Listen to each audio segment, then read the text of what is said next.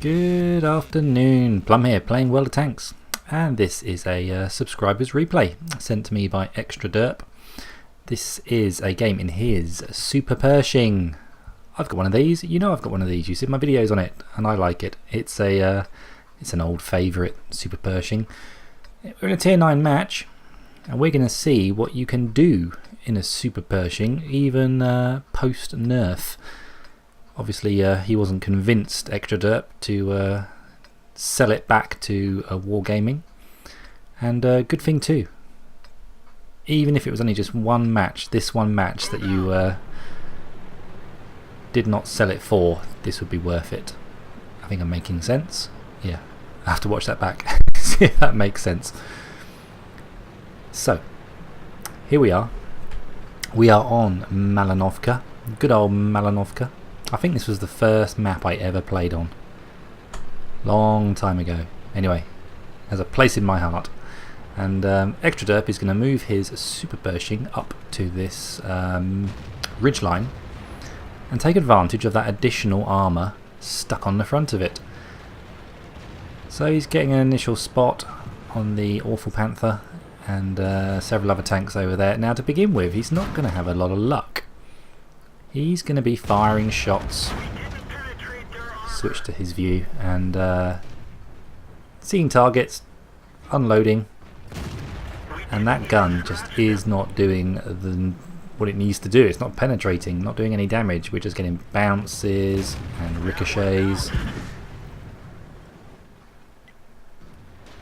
It's typical performance for the Super Pershing, I'm afraid, at this stage in the game.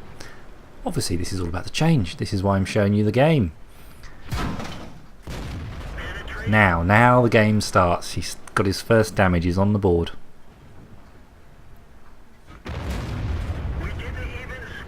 Unlucky not to get damaged then. Same place he shot it the first time.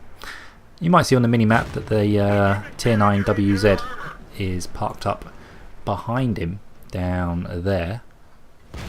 But the WZ is in no position to threaten Extraderp at the moment. He's got his own worries. T-71 come flying in, trying to help. Our other Super Pershing's down there, but it's becoming a bit of a green team graveyard down there, I'm afraid. So, still holding this ridge line. I'm just going to pause it there, and you may have caught a glimpse of it just a moment ago when I panned around, but let's take a look at the front of Extraderp Super Pershing. Look at that. That's the highlight of the video. Unfortunately, the highlight isn't at the end of the video. There's not some climactic ending where it all just comes together. Most of his score, I think, comes from sitting here doing all this spotting work and taking all of this punishment. That is the meat and potatoes of this video. He still has a good result at the end, but yeah, that's the defining moment, the front of his turret. Fantastic. You'd probably argue that enemy team have been unlucky not to get in those chinks of armour just underneath the cheeks, because those are kind of soft spots and you're more likely to get a penetration there. Anyway, Extraderp has had enough of this WZ-120. He's thinking, let's take him out of play. Luckily he just moved as the artillery decided to drop a shell on his last position. Can he get the gun down? Of course you can. It's an American tank. Amazingly, takes a bounce on the side of the turret. I think the World of Tank gods are shining down on Extraderp in this match. If I did this in my Super Pershing in the same position against the same enemy team, I would probably not be so lucky. I would have lost half my health by now. They'd have been shooting through the chinks. And another hit on the front. He's just taking everything in his stride. No hurry. Still no damage. Is that RT having a pop at him now? So it's 3-all at the moment. We've got our Rheinmetall over towards the west of the map, who's now just been detected by the Awful Panther, which could be a problem for the Rheinmetall if the Awful Panther, and he's been destroyed.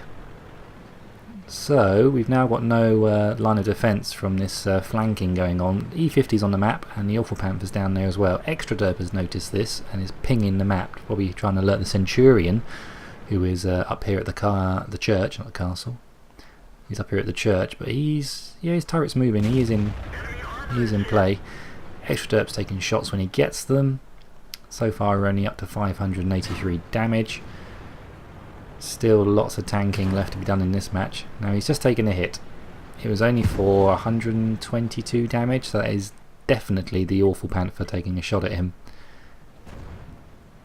Isn't it funny, all those tanks on that ridgeline over there fired shot after shot after shot, and just due to good tank placement and good turret armour, he took no damage.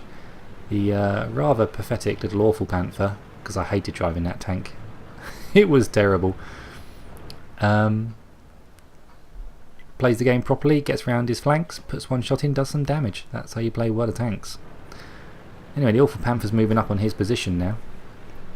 I did have one good game in an Awful Panther once, tier 10, and I actually came top in the Awful Panther in a tier 10 match. That was probably about 8 or 9 months ago.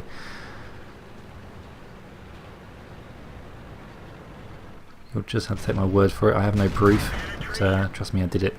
So now he's got a bit of a problem on his flanks. He's got a tier 9 E50, Centurion 1, which is a most excellent scrapping tank firing on the manoeuvres, and the Awful Panther's over here somewhere too.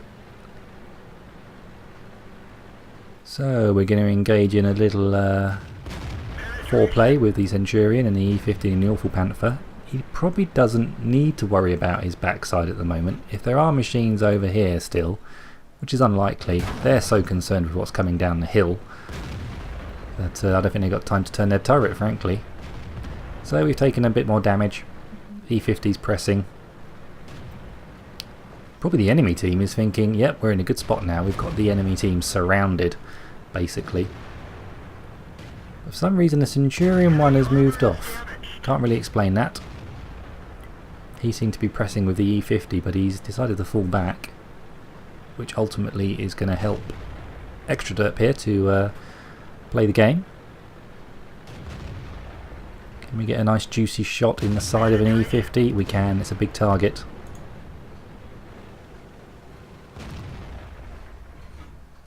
Finally we get the Awful Panther. So we've got 2 tanks killed. E50's also been taken out.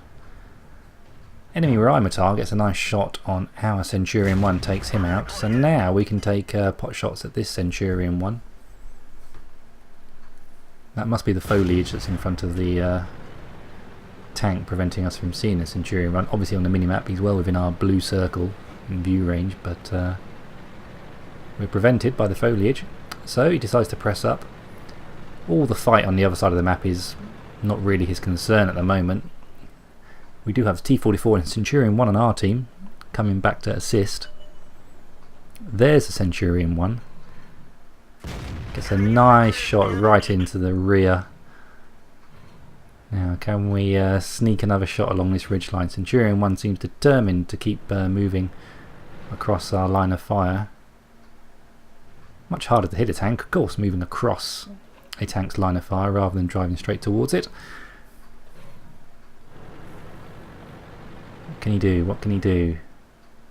Centurion's now visible. Takes a snapshot and misses. It's quite a long way away, the Centurion. 360 meters. Finally gets the killing blow. So it's 5 tanks each, all to play for. Extraderp is down to his last regular ammo of armor piercing. He does have 21 premium shells. I think I carry in the teens, I think maybe 16 or so premium shells, and he lines up a very tasty shot. Doesn't need to take it though. Team's doing their work. Now which way is he going to go? It looks like we need to press, and I think wisely he decides to go down into the water. No point going across the ground to your left, the high ground. Far more likely to come up here undetected and maybe get a snapshot off at an enemy tank, and also reveal their positions for the other friendly tanks coming down the hill. And Centurion 1 and T44, I'm not sure why they're hanging back at the church. Feels like the right thing to do now is to press, and press hard. and get as many of these guns in play as possible.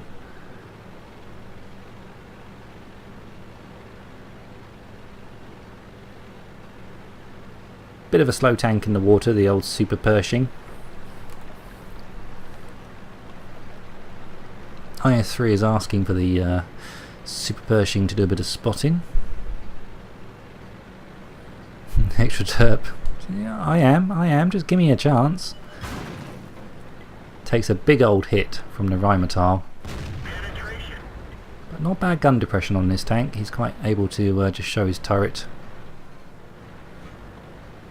The Rheinmetall is probably loaded by now. It's a little hard to tell from this angle which gun the Rheinmetall is using. Can we get far enough back? And no. Finally the Centurion 1 decides it's time to move up. I swear those two are just having a drink back there.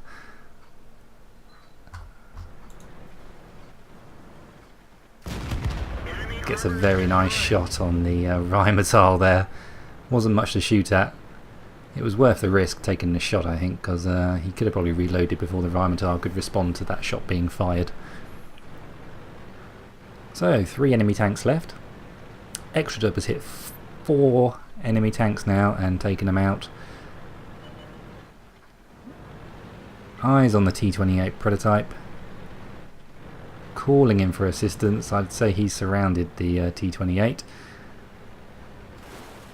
Extraderp is being very careful to manoeuvre here. He knows artillery just took a shot at him just recently, so he could still well be aiming on his position.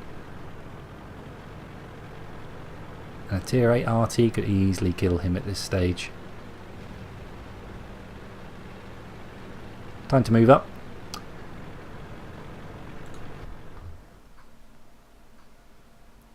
T-34 and T-28 not looking in the best of health.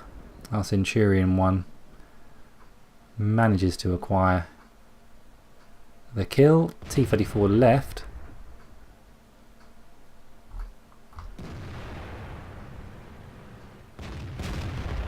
Extraderp manages to get another kill, brings his tally up to 5, leaving just the sad and sorry artillery to find in the corner, no doubt. Can he get Top Gun? Now he's asking in chat if anyone minds if he'd get Top Gun on this game. He feels like he's, you know, earned it. Team seem to be agreeing with him. IS3 says, yeah, you have it, buddy. You take it. So let's see what happens. Can he get Top Gun? There's the Lorraine. Takes his first shot. And somehow, someone... It was the IS3 actually takes a shot and takes out the artillery. He does say sorry, so I'm not quite sure how you could do that and not mean it, but anyway, he did say sorry.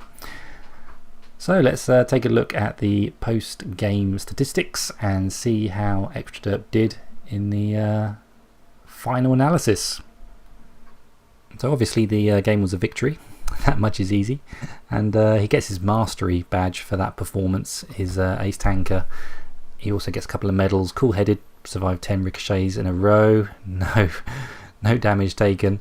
That was obviously at the start of the match, and he also gets patrol duty and plenty of lovely things happening on his battle efficiency screen. How did he do in a team? Obviously he came top, 1586 XP, which is pretty fantastic, and 3223 damage done with 5 enemy kills. A good day's work in the Super Pershing. And detailed report, you can see he fired 30 shots, 24 direct hits, only 15 penetrations. That is the curse of the Super Pershing, I'm afraid. It's a real slog to get the penetration. That's why we carry so many premium shells in that tank. He received 133,000 credits before deductions and took home 95,000, which is fantastic, frankly. So yeah, great performance by Extraderp. Thank you for sending in, mate, and my pleasure to pop it up on the channel. If any of you would like to send in replays, please feel free. I can make no guarantees, obviously, that I'll show them and put a commentary on top, but If it stands out, then yeah, please do. Just submit your replays into whatreplays.com in the usual fashion, and then send me a link. I'll put details below where you can send me a link to that file, and then I can take a very easy look at it, and I can see all the essential information I need to see about the replay you're sending me. So keep your heads down, drink plenty of water, and I'll play again soon. Bye bye.